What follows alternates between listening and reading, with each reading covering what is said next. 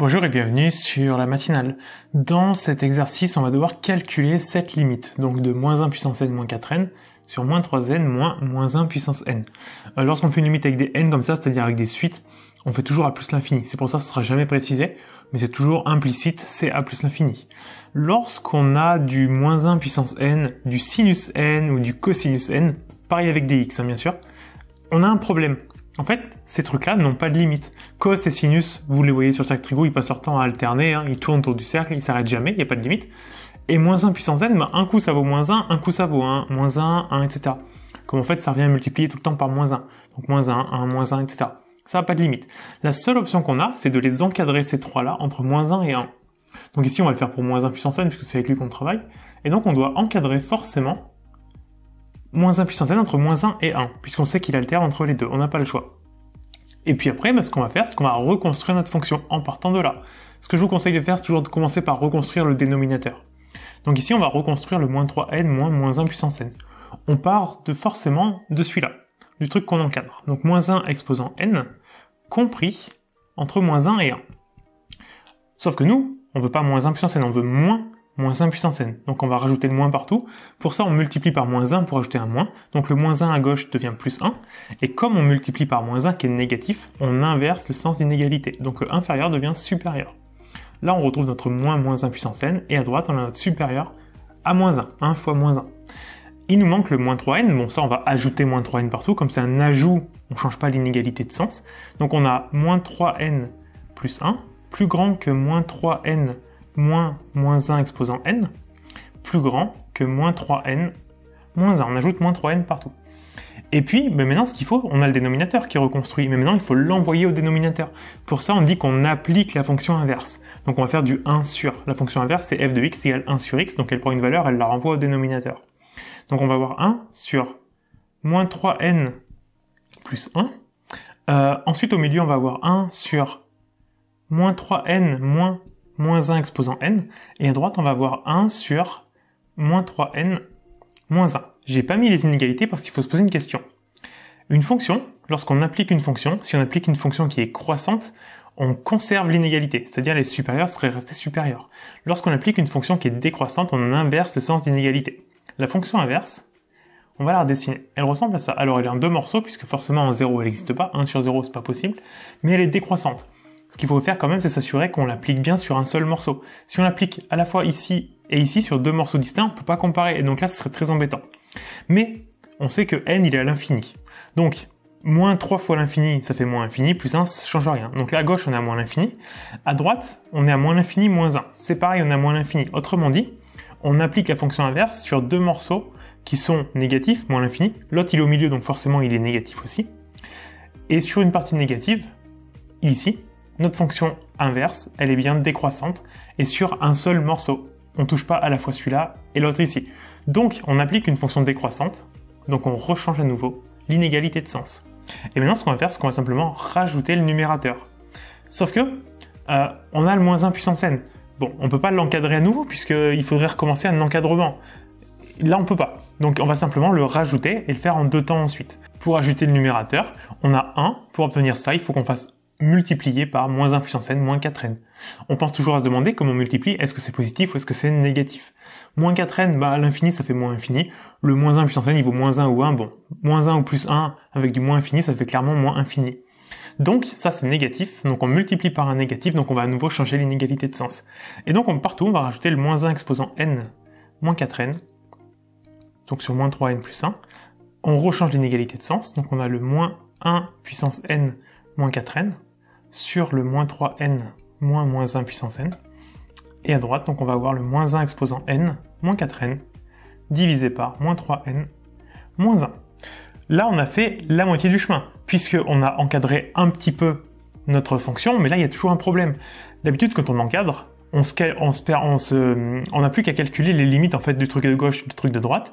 Si on trouve par exemple plus l'infini à droite, mais on est plus grand que plus l'infini, on en déduit que la limite c'est plus l'infini. Si on est compris entre 8 et 8, on en déduit qu'on vaut 8, etc. Sauf que là, on n'est pas capable de calculer les limites des deux trucs de gauche, puisqu'il y a encore du moins 1 puissance n dedans. Donc ce qu'il va falloir faire pour obtenir la limite de ce truc-là et la limite de ce truc-là, c'est recommencer à nouveau un encadrement du moins 1 exposant n. Petite parenthèse pour te parler de La Matinale, le programme que j'ai développé. C'est un programme qui permet d'apprendre, de comprendre et de réviser tout le programme de maths, de première et de terminale. Allez, viens avec moi, je vais te montrer comment La Matinale va t'aider à cartonner en maths au lycée et après. Dans chaque cours, tu auras accès à l'ensemble de mes vidéos pas à pas. Une vidéo d'explication du cours est suivie de nombreux exercices d'application où c'est à toi de jouer. La fiche résumée que tu trouveras en bas de chaque chapitre t'aidera à revoir l'essentiel en un coup d'œil. Et pour terminer, sous chaque vidéo, il y a un espace dans lequel je peux me poser toutes tes questions, donc t'es vraiment jamais tout seul. Pour bénéficier de La Matinale, tu peux t'abonner soit sur un mois, soit sur un an. Et pour cette vidéo, je t'offre 10% de réduction grâce au code YouTube10. Voilà, je te souhaite d'en profiter et nous, on retourne à la vidéo. On va donc s'occuper d'abord du morceau de gauche, donc le -1 exposant n-4n sur -3n plus 1. On est obligé de partir de celui qu'on veut encadrer. Donc ici, le numérateur, on va partir de là. On se rappelle que le -1 exposant n, il est compris entre -1 et 1. Il nous manque le -4n qui est à côté, donc on va ajouter -4n. Comme on ajoute, il se passe rien. Donc, -1 exposant n -4n.